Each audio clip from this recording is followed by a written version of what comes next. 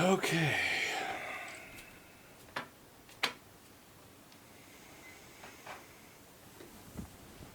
Let me get over here and into position a little bit better. Don't do it.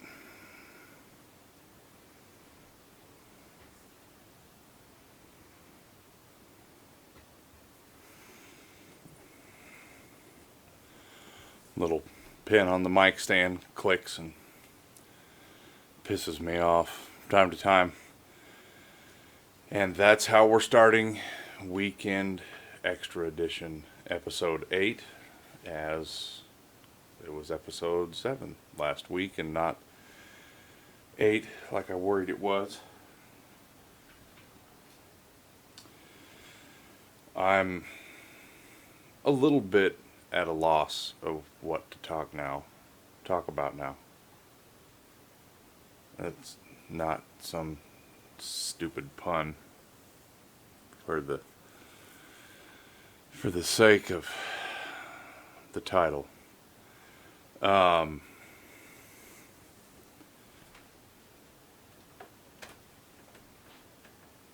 past few weeks have been pretty draining emotionally for me, I guess, to be thinking about community again and all of that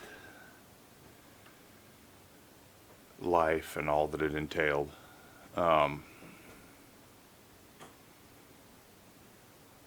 And I guess I'm kind of I'm not out of things to say. I'm just finding this a little bit more taxing than I had planned over time. I expected it to be emotional and then done. As it turns out, it's not been that emotional sitting here talking about it with you guys. That's been all right. It's just been, I don't know, fatiguing. So that's kind of where I'm at.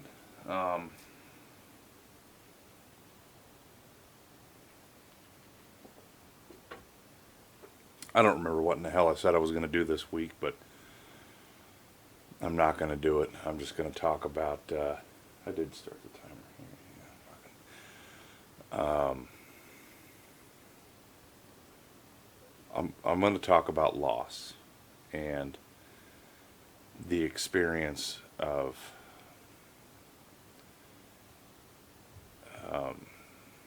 losing friends. I'm sorry I'm starting this off so slow, you guys. I'm in a weird mood. I'm in a weird headspace right now. And I apologize. That happens occasionally. I suppose that's just going to be a thing that happens. On this channel, I'm endeavoring to be as much myself as possible. As authentic to who I am as I can be. And there's times when I'm just off my game, where I'm in my head in a weird way that I can't really describe, and that's now. It's kind of this internal restlessness, I guess. Maybe that's anxiety. Who the hell knows? Anyway,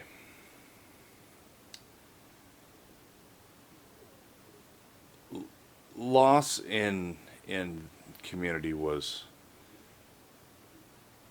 a big deal for me, being young and then seeing so many people come and go.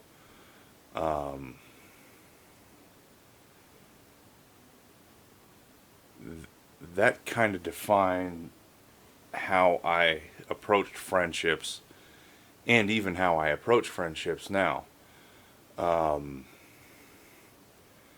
I think that in the moment I come off as warm and engaging in conversation. I think I'm a good conversationalist.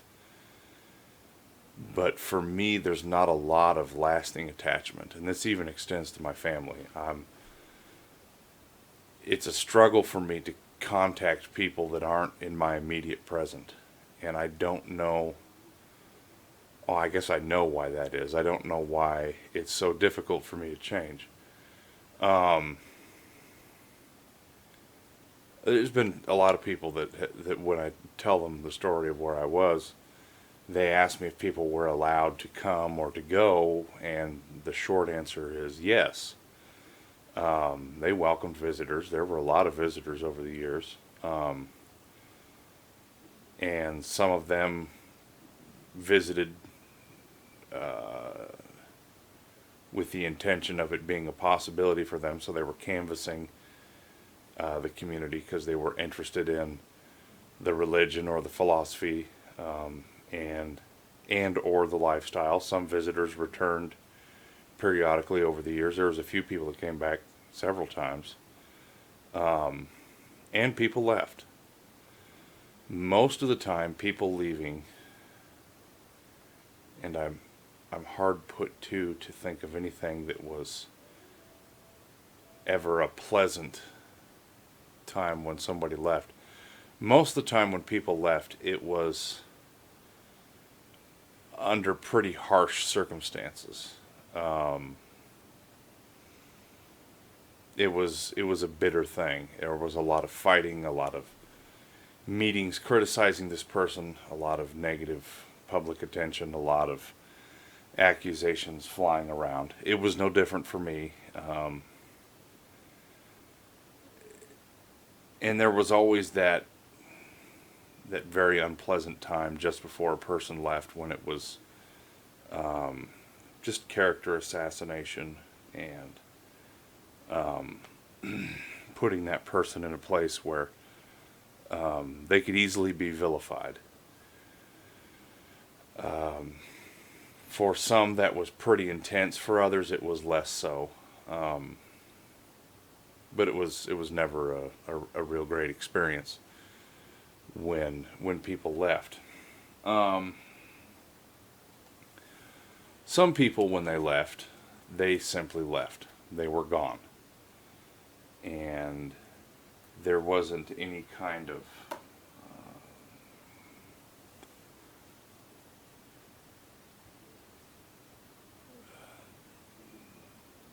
taboo on seeing them. But other people that left, they were what was called banished.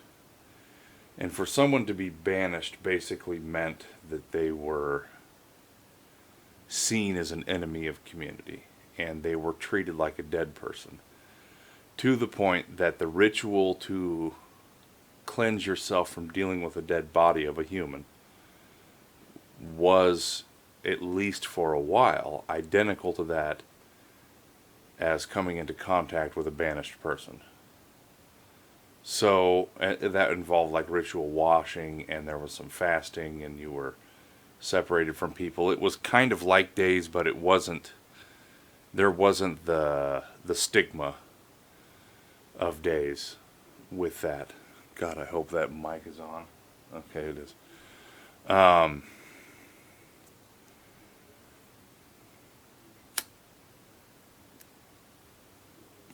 One of these days I'm going to learn how to stop saying and that's going to be the time when I start creating content that's actually watchable. We're all looking forward to that. At any rate,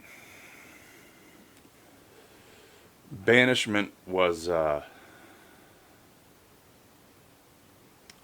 think that for a while there was actually a ceremony done. And briefly, ceremonies, and this is something I can talk about in the future. Ceremonies were rituals performed with certain articles present.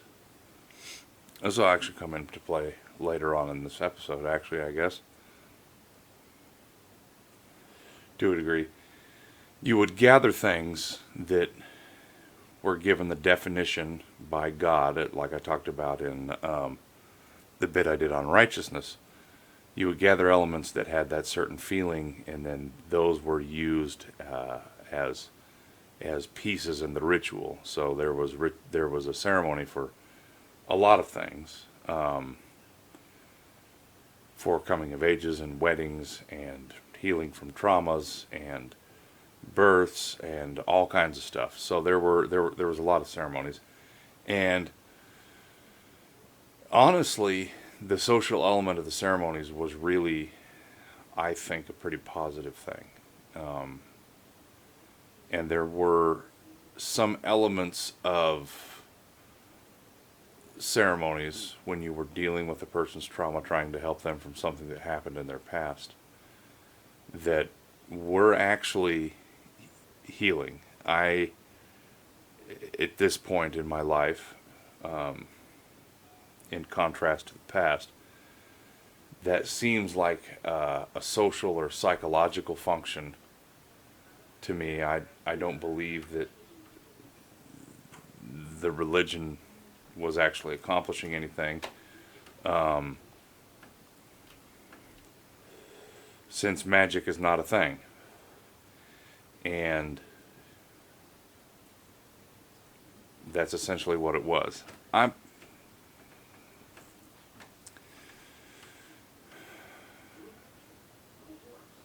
Remind me to talk about the nature of reality in community a little later. I'm not going to interrupt the banishment thing.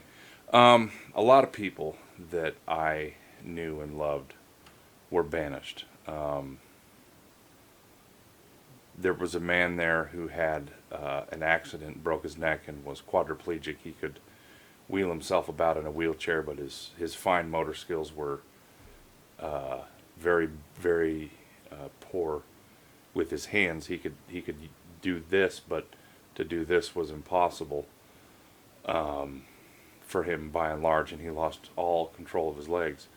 And I would go over to his house and talk with him, and I thought he was an awesome guy. He was married to my cousin, quite a few years older than me, but I really looked up to him. He eventually left after some struggles that he had,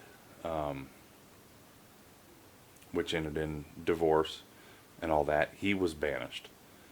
Another guy that I've since hung out with after leaving was banished and deemed a sorcerer and a person who was setting all of his intention against community. Turns out that was not the case. But there was a lot of people that I was close to that were banished, and some people just left. I had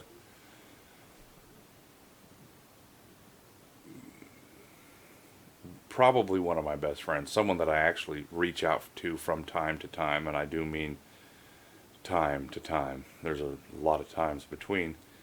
Known him since preschool.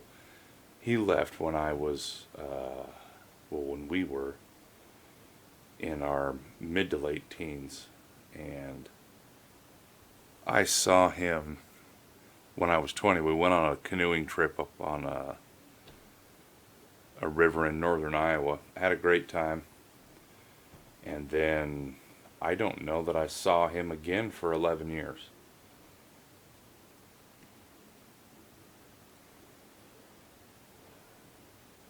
We were able to salvage something of a relationship since I've left, but there's distance there, and I know that part of that is due to me and my dysfunction. So banishment was basically a kind of death of a person. So in a matter of a few days or weeks or months, typically, a person could go from being someone that you loved and cared about and were sharing your life with on a daily basis to someone that you could never speak to again. And most of these people were framed as sorcerers or people who were dead set against the failure of community and were actively pursuing the failure of community. So that's about that on banishment, and now to the nature of reality in community. Because I think this is all part of it. Once again, I'm sorry if this is wandering or if there's a lot of pauses. This is a tough topic, I guess. To be honest, it's a tough topic. Nature of reality. I watched a YouTube video done by a young man about community. It was like a short film that he had done for a film class. And I watched it, and there was a lot of interviews of people who I believe are currently in community, since it was done last year sometime, fall or winter last year is when it was shot.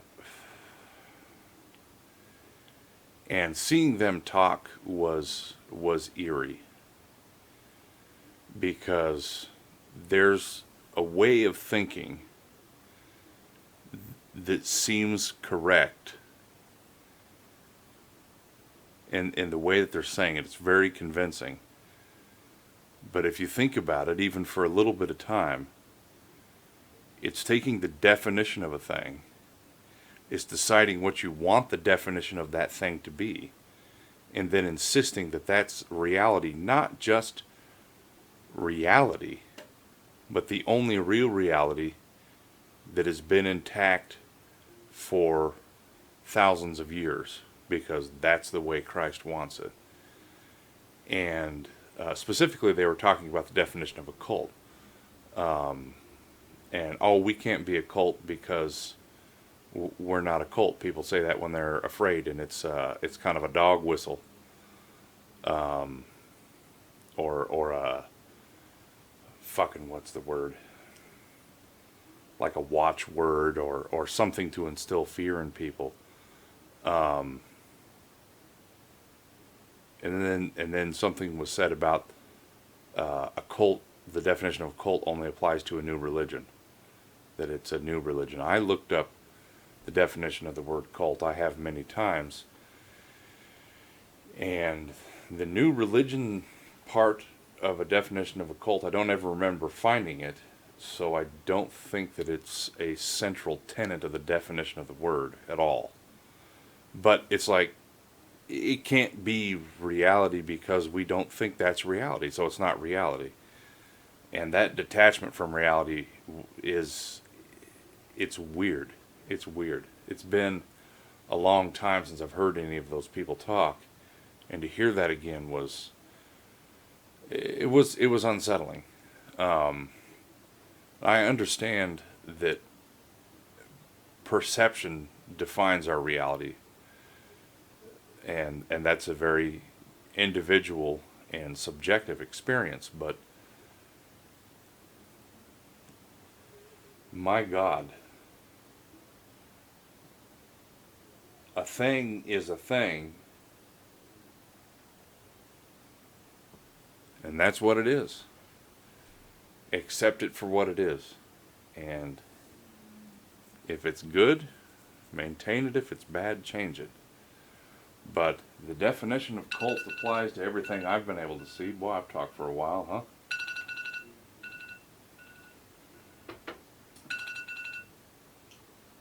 We're going to go ahead and reset.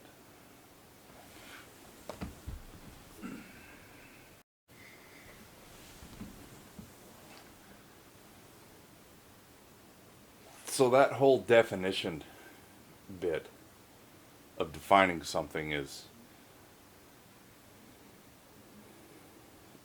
very interesting, and I think it's central to maintaining that kind of environment, that you define things how you want them defined. You change language to suit the needs of your mission, and you make all of that work for your agenda, which they're doing, and they have been doing, and they do it very well, simply by reframing a thing that exists into something that they want to exist. And that's something I think we all do, but As I said, my God, a thing that's a thing. So, to touch back to banishment then, when a person left, at first it was really, really hard. And you thought about the person and you grieved the person, and and it was a hard emotional deal. And then to have them declared essentially dead by the leadership, which was very distant from me as a child, that was even worse.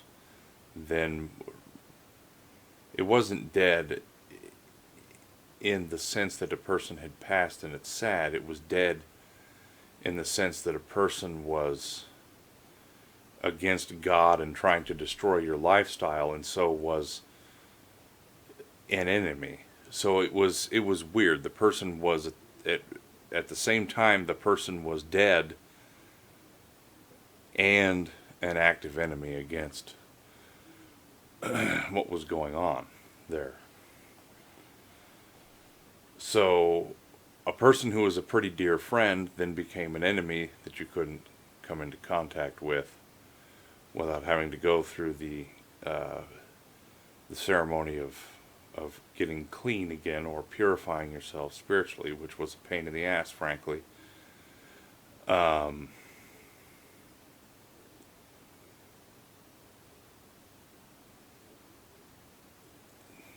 I fucking forgot what I was going to say. God damn it.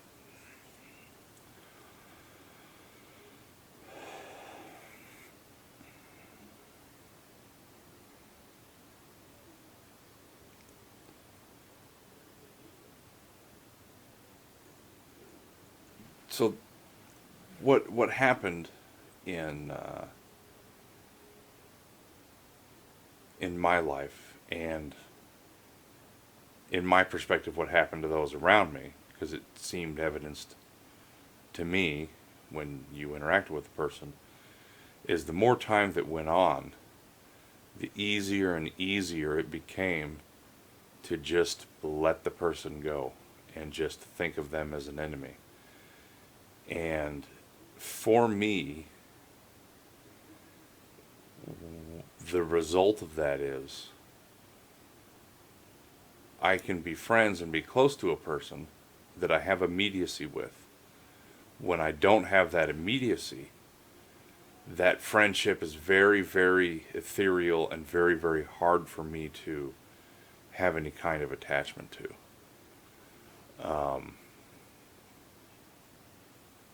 So I can be very intensely attached to a person, have a great friendship with them, and then when the time comes that I'm no longer around that person,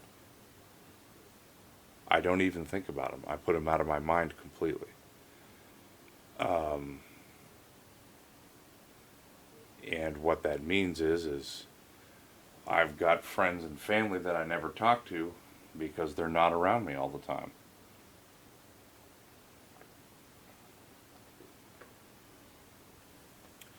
And I think that's just how I process that going. I'm sure that everyone who was there or is there has processed all that differently.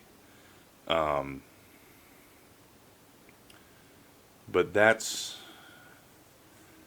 what I did with it. That's the result of that. So I'm thinking about how to change that, how to get away from that way of thinking. So if you're a friend or an acquaintance of mine, if you're a family member of mine and you're watching this, know that I'm sorry.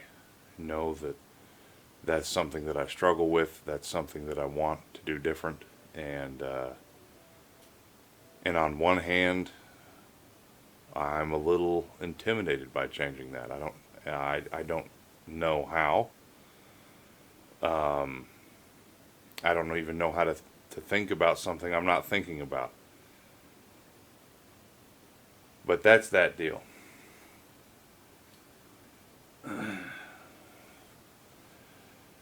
So the nature of reality,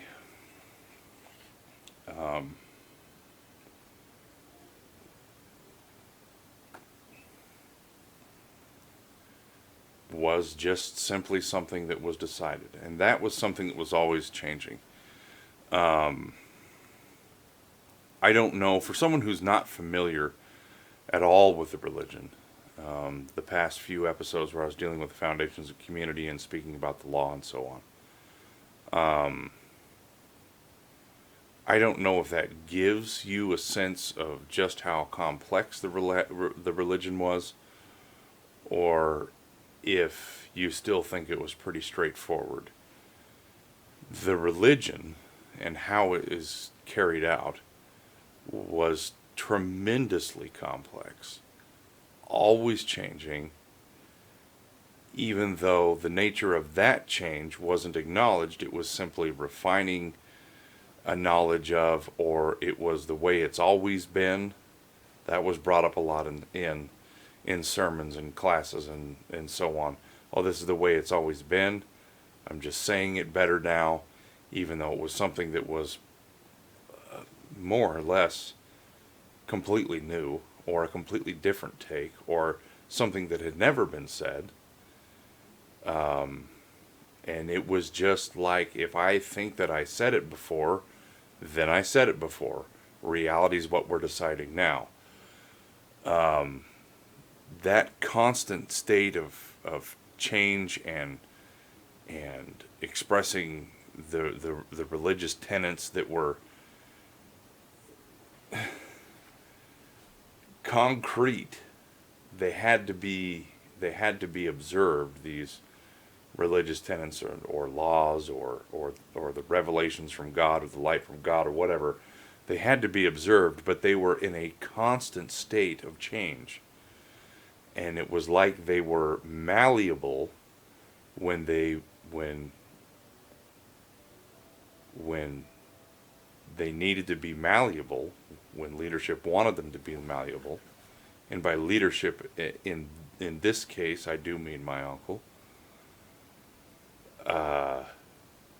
They're malleable when he needed it to be, and concrete the rest of the time, and there was no actual system of checks and balances for that. And so that constant change just ran amok and created a huge and complex body of religious work. There's probably thousands of hours, if they're still recording things, thousands and thousands and thousands of hours of sermons and classes. And every one of them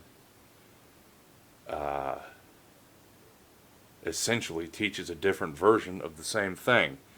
So you could take probably any 2-year chunk, learn the material by heart, and then when you go to the next 2-year chunk, whatever you learned in the previous 2-year chunk that you had just memorized, it would be so different that half of what you were dealing with was irrelevant.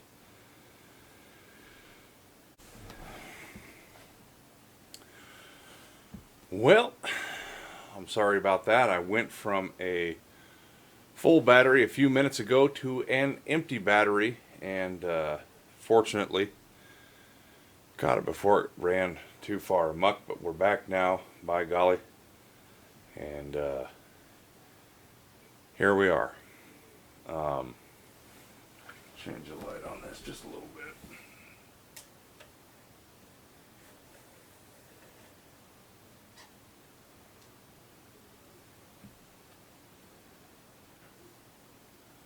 We're pretty much back in business. So, before I get too carried away, let's hit this.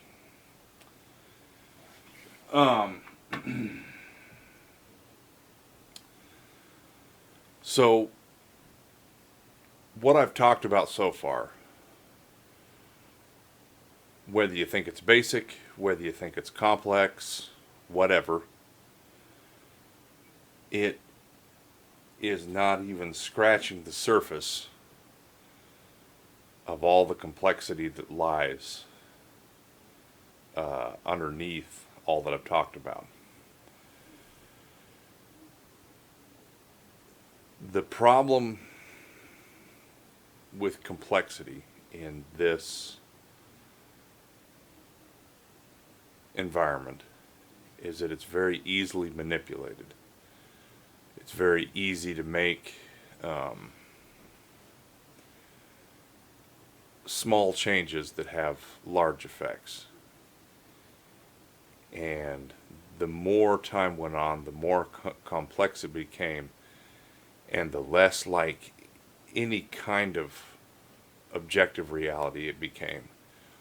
While this happened, it was billed the whole time as the ultimate reality, the only true reality, the unlocking of the great secrets of the universe and the great mysteries that have eluded mankind, especially on the front of religious thought and theistic thinking.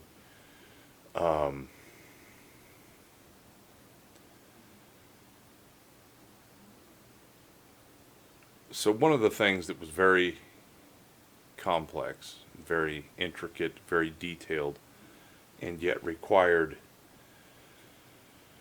very exact attention to detail and execution was the use of element.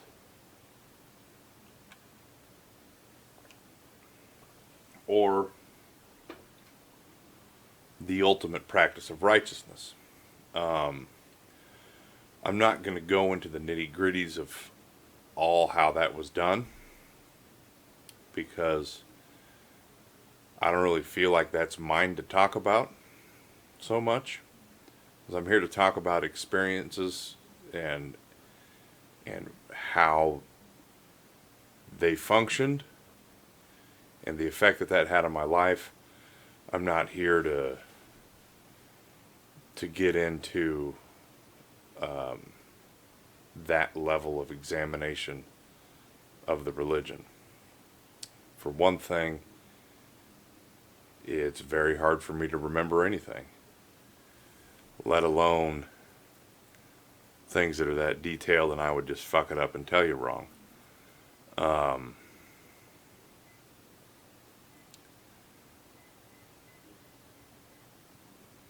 In the last couple years that I was staying there, there was an old woman that I was very close to. She lived in a house that was right next door to mine.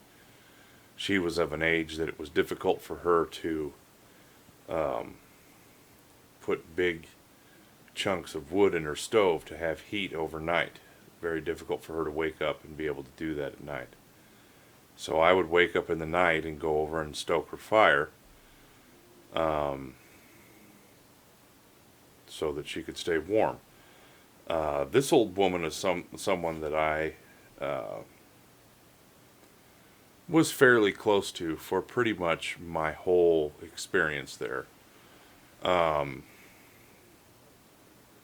She was a person that I had, in the first year that we were there on a permanent basis, I had stolen food from.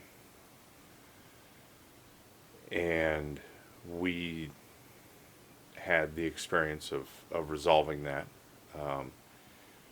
And that was one of the good practices of repentance.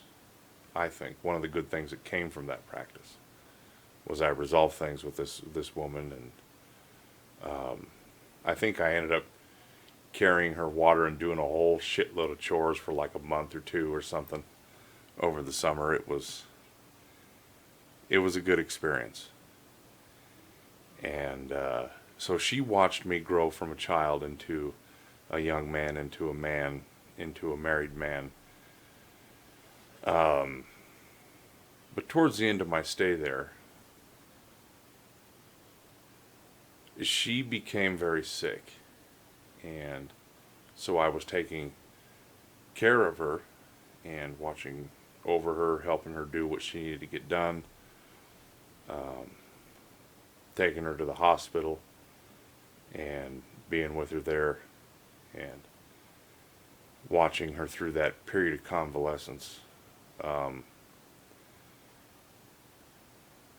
And during that time, I prayed for her very frequently. I used plants as part of that ritual, um, and sacred oil to anoint her and so on. Um, but nothing worked.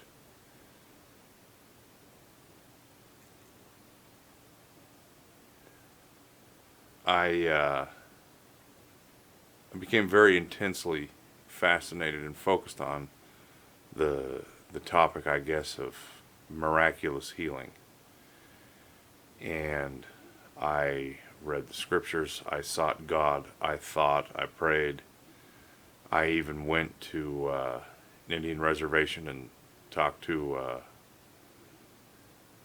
well, a medicine man. It wasn't just a short conversation. I was around him pretty much every day for a month. And essentially, he told me miracles aren't really a thing that happen. If they do, then you're lucky, but don't count on them. There's a reason why they're miracles and not just daily practice. I applied myself with, I guess, what I would consider all due diligence, and she was the focal point of that. I wanted to bring that to the community at large, of course. I wanted to help people and ease their suffering.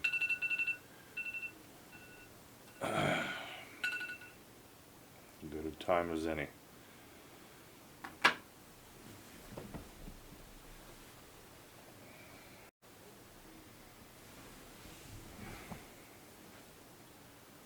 So I wanted to ease their suffering.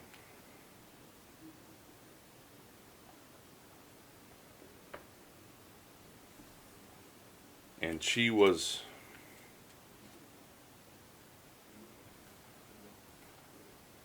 the inspiration for that, I guess, and the motivation behind that.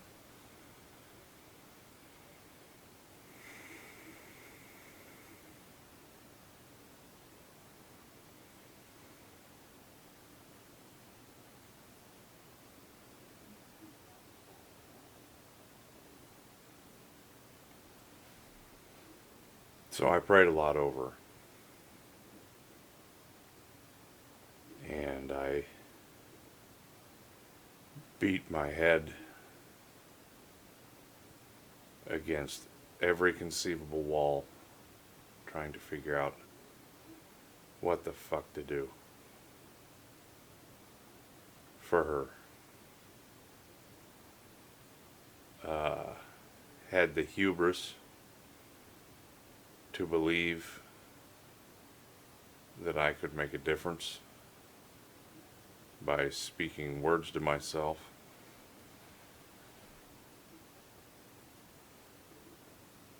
And in the end, one morning I went over to stoke her fire, and she was sitting in her chair. And I said something to her. I think I apologized for coming in late, because I came in later that morning than I had other mornings. The sun was just up. And she didn't respond. And when I looked over, she was dead. And that was that.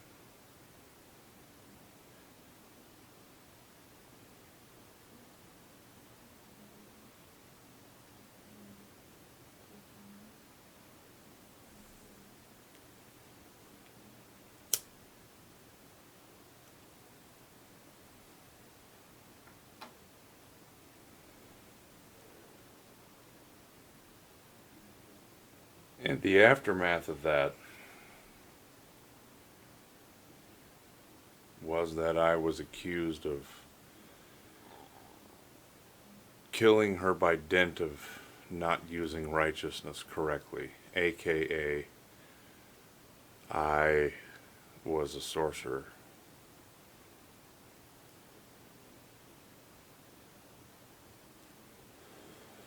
My brother,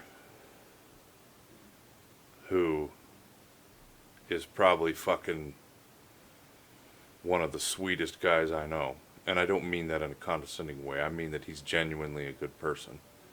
And he's got a sweet personality. He's a nice guy. He's a good man.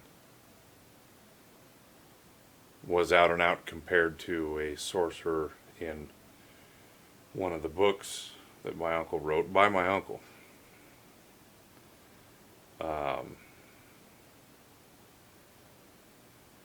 So in essence, even though the words themselves, no one had the decency to be honest enough to say that I killed her with sorcery, but it was implied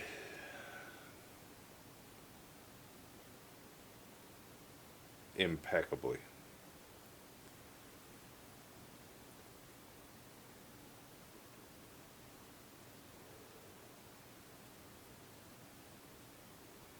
And then the circumstances of her death were used to justify some political arguments. There had been mold in the wheat that had been happening for a while, and that wheat was getting ground up anyway, so the bread was tasting moldy. I'm sure that there was wheat mold in all the bread, and I'm sure that wasn't healthy.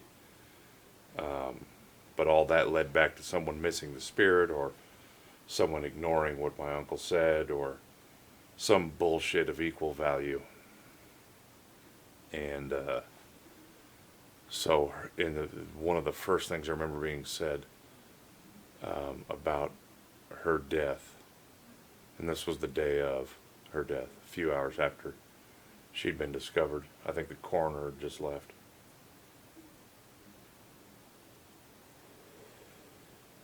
Was that it was a moldy wheat issue that had killed her. It wasn't until well, it was before that I was questioned. Your prayers aren't working. Your prayers aren't inspired by God. You're misusing element, probably. All the vague hints placed in just the right place to say exactly what they needed to say, without the courage to be honest, to look me in the face and call me a sorcerer at the time. Since I've left, God only knows what kind of rampant rumors there are out there about me. I heard through the grapevine that I'm called a son of perdition, which frankly sounds like a biker gang.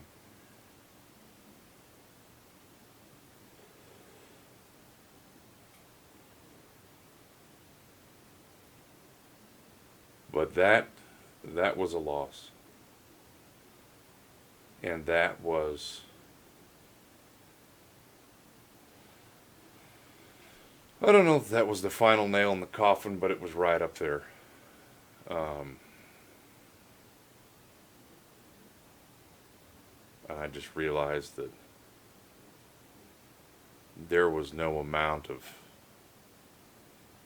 goodness in me, or earnestness in me, or desire in me to do the right thing that would ever make a fuck's worth of difference. And that if it didn't serve the agenda, if it wasn't in agreement with what was being billed at that moment as what the Spirit was saying, that it was a doomed enterprise. And it wasn't too long after she died that I left. I don't think I've ever properly grieved her.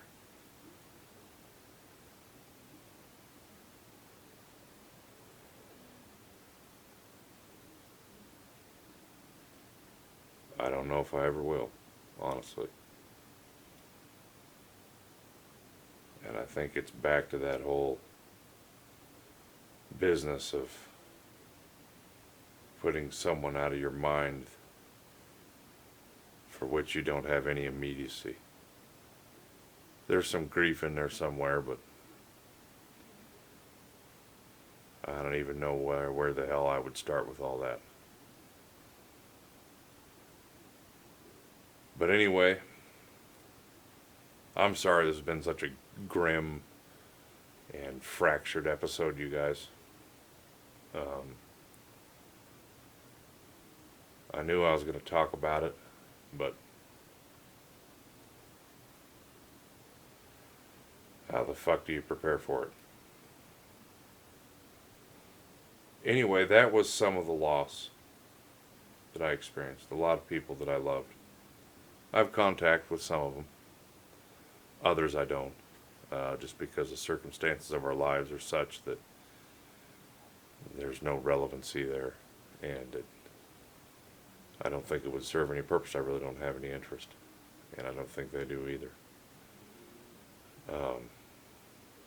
But that was hard. So, those of you that know me in real life, there's a mystery solved for you. So if I come off like a cold bastard, I guess I probably am. But anyway, I'm going to find something fucking happy to talk about next week. It's been goddamn depressing.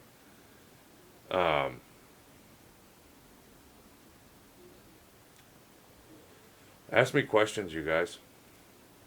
Push me. Critique me. Comment on what I'm doing. I need you.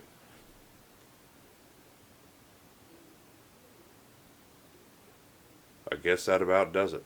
I have no idea what the hell I'm going to talk about next week, but by God, we'll figure it out. There's a lot of places to go. But we'll see. We'll see what happens. In the meantime, as I said earlier, you guys are watching the shit out of my stuff. I really appreciate that. Every one of you, I love every one of you guys. You're the best, and you're watching this shit. You're liking this shit. So I hope I can keep doing that for you.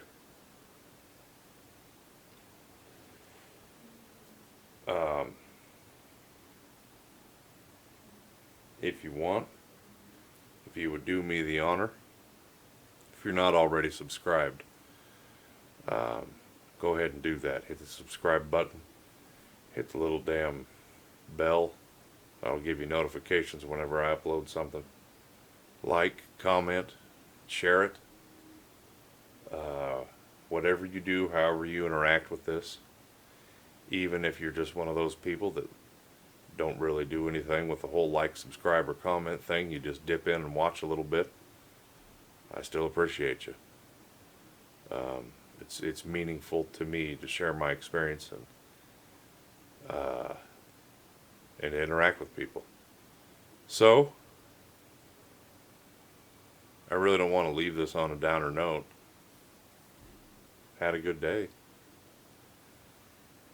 Anyhow, I think I'm going to get out of here, shut all this shit down, and enjoy the rest of my night. And it's late as all get out. I don't even know what time. It's after 2. So it's late, but I'll probably stay up for a while. Hope you guys have a good week. I look forward to coming back, getting together with you in 7 days. Stay safe out there, live in peace, and I am done.